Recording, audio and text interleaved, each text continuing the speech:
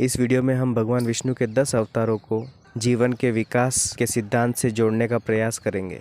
अगर आप भारत से हैं या किसी तरह से भारत की संस्कृति से जुड़े हुए हैं तो भगवान विष्णु और उनके 10 अवतारों की कहानी आपके दिल और दिमाग के बहुत पास होगी। तो ज़्यादा देरी ना करते हुए हम इस वीडियो के टॉपिक पर आते हैं। लेकिन उससे पहले अगर आप एब्सोल्यूट फ्रीडम थ्योरी चैनल पर नए हैं तो आप चैनल सब्सक्राइब जरूर कर लें और बेल आइकन भी दबा दें ताकि आने वाले वीडियोज़ की नोटिफिकेशन आपको समय पर मिल जाए। तो शुरू करते हैं वीडियो। और हाँ, संभावनाओं में आपका स्वागत है।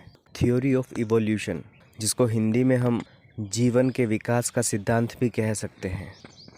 हम सब कहीं ना कहीं जानते हैं कि हमारे शरीर का विकास, इस मानव शरीर का विकास होता आया है और निरंतर हो रहा है। विज्ञान की दृष्टि से भी ये माना गया है कि हम मनुष्य पहले बंदर की ही कोई प्रजाति थे। हम बंदर की ही किसी प्रजाति से इवॉल्व होकर इंसान बने हैं। लेकिन उससे पहले का क्या?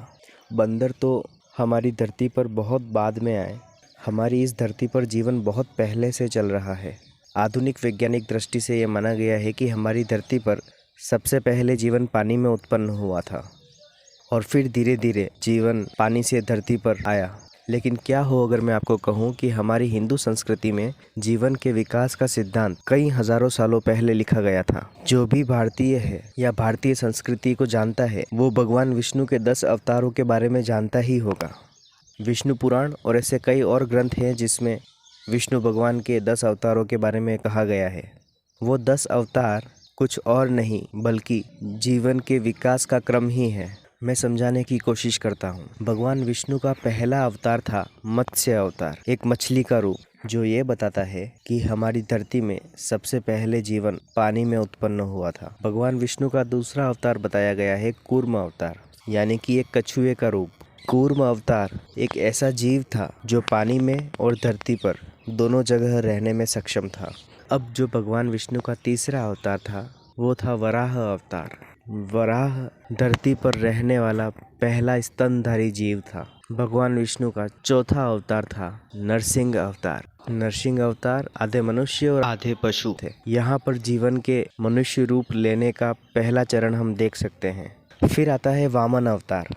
एक बौने मनुष्य के रूप में दिखाया गया है वामन अवतार को, जो कि मनुष्य जैसी दिखने वाली पहली प्रजाति थी। वामन अवतार के बाद परशुराम अवतार आता है, जो कि एक ऐसे व्यक्ति को दर्शाता है जो कि मनुष्य तो है परंतु मानसिक रूप से बहुत गुस्सैल थे। अपनी भावनाओं और क्रोध पर नियंत्रण पूर्ण रूप से नहीं था। परशुराम के बाद राम अवतार की चर्चा होती है, जो कि एक डिसिप्लिन्ड व्यक्ति थे, एक अनुशासित व्यक्ति थे, जिन्होंने अपनी भावनाओं पर पूर्ण रूप से काबू कर लिया था। राम अवतार के बाद कृष्ण अवतार की बारी आती है। कृष्ण एक प्रेम पूर्वक व्यक्ति के रूप में दिखाए गए हैं और जो दुनियादारी बहुत अच्छे तरह से समझते हैं।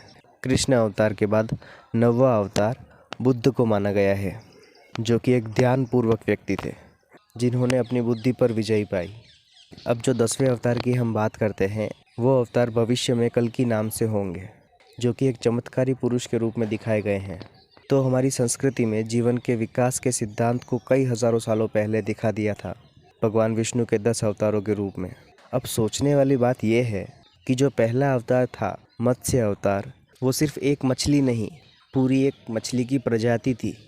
जो दूसरा अवतार था कूर्म अवतार, वो सिर्फ एक ही कछुए का व्यक्तित्व नहीं था, वो कछुए की एक पूरी प्रजाति के रूप में दर्शाया गया है।